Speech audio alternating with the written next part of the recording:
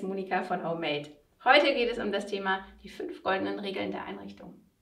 Bleibt bis zum Ende dran, damit ihr die auch bei euch zu Hause anwenden könnt. Hier sind wir bei einem Kundenprojekt und zeigen euch, was wir gestaltet haben mit Farbe, Tapete und Einrichtung.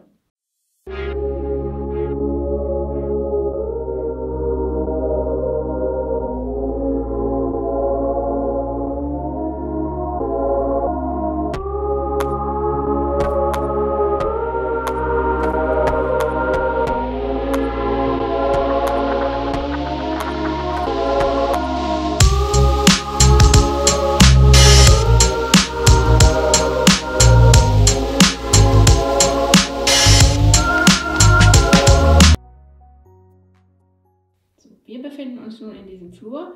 Die Vorherbilder habt ihr gesehen. Wir hatten einen sehr nüchternen, kalten und langweiligen Raum. Den wollten wir natürlich wohnlich gestalten und eben auch zum Wohlfühlen und in den Wohnraum integrieren. Was haben wir gemacht? Erste Linie, wir haben es weich, warm und dunkler gestaltet, um dort eben Wärme reinzubringen über diese dunklen Töne, über Vorhänge, Tapete und den Boden. So, welche Regeln haben wir angewendet? Erstens das Prinzip der Symmetrie. Das heißt, gleiche Dinge verwenden, in diesem Fall 2 gleiche Vorhänge, 2 gleiche Leuchten und den Schmink- bzw. Arbeitstisch haben wir auch symmetrisch gestaltet. Zweitens, Harmonie haben wir geschaffen über die warmen Farben, über auch dieses Gleichlautende, dass wir in diesen Brauntönen geblieben sind, wir wiederholen Dinge und auch durch die Symmetrie entsteht Harmonie. Weiteres, wir hatten die Fensterfront sehr glatt und um diese wieder harmonisch auszugleichen, haben wir auf der einen Seite Vorhänge und auf der anderen Seite Tapete, damit hier ein Gleichgewicht entsteht. Drittens über die Beleuchtung. Wir fangen das Tageslicht, das über die Fassade reinkommt, auf der Tapete auf und reflektieren dieses. Das heißt, auch hier von der Beleuchtung schaffen wir eine Harmonie. So. Ein weiterer wichtiger Punkt, insbesondere für den Flur, ist das Thema Streckung bzw. Verlängerung. Dieser Flur ist von Haus aus schon sehr lange und wir wollten sozusagen genau das Gegenteil betonen, nicht die Länge, sondern die Höhe, damit wir dort eben wieder eine harmonische, die goldenen Proportionen bekommen. Und das ist uns gelungen über die Tapete, das heißt, die hat einen Verlauf nach oben hin, das heißt, wir strecken den Raum und durch diese Streckung verkürzen wir ihn optisch und so wirkt er viel harmonischer und ausbalancierter. So, die letzte Regel, die wir hier angewendet haben, ist das Thema Fokuspunkte schaffen bzw. diese Stringenz des Raums, die Länge unterbrechen. Das ist uns gelungen mit dem Schminktisch bzw. dem kleinen Arbeitsplatz, der den Raum unterteilt und einen Fokuspunkt, also ein Highlight im Raum schafft und von den eigentlichen Proportionen des Raumes ablenkt. So, im nächsten Raum, im Schlafzimmer, haben wir natürlich unser Prinzip auch wieder angewendet und haben auf Symmetrie, Harmonie und die Balance geachtet.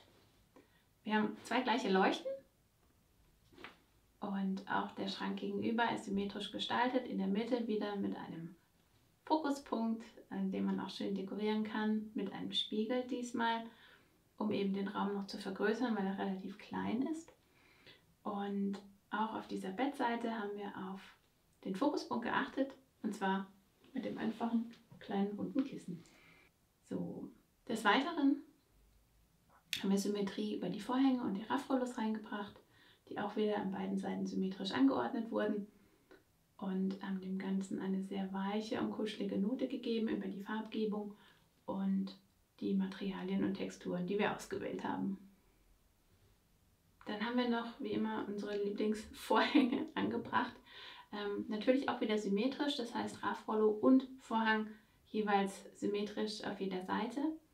Und wir haben dem Vorhang einen kleinen Besatz gegeben, um nochmal etwas Länge in den Raum zu bekommen, um auch hier wieder das Thema Proportion aufzugreifen. Auch die Streifen auf dem Raffrollo bringen uns nochmal ein bisschen Höhe, um dort einfach die Proportionen wieder angenehm hinzubekommen. Die Streifen verhelfen uns, um Streckung, um Länge in den Raum zu bringen, weil sie eben diese vertikale Ausrichtung haben, gleich wie bei der Tapete. Wir bringen dort Länge in den Raum und lenken von den Proportionen ab. So, der letzte Raum, um den wir uns gekümmert haben, ist die Küche. Hier war der Fokus, dass der Raum ruhig, harmonisch ausbalanciert ist. Es ist Teil des Wohnraums Und deswegen möchte ich, dass dieser Raum etwas zurücktritt, sehr harmonisch ist und wenig aufgeregt, weil doch in der Küche sehr viel immer passiert. Töpfe, Pfannen, Teller, alles steht rum. Hier wird auch noch gegessen. Deswegen gucken wir, dass die Basis ruhig ist. Das heißt, die Fronten, die Arbeitsplatte sind alle harmonisch in ähnlichen Farbtönen gestaltet. Nur durch die unterschiedliche Helligkeit bekommen wir Kontrast.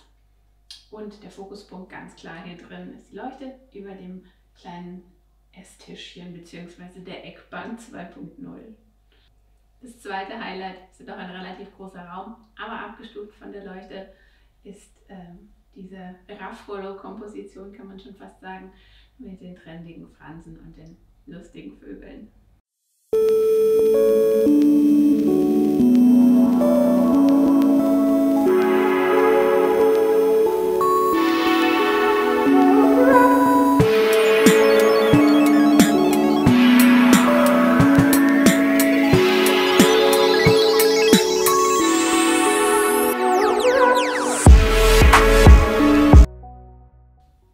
So ihr Lieben, das war's von mir für heute. Ich hoffe, unser Video hat euch gefallen. Bitte liked es und teilt es mit euren Freunden. Bis bald, eure Monika.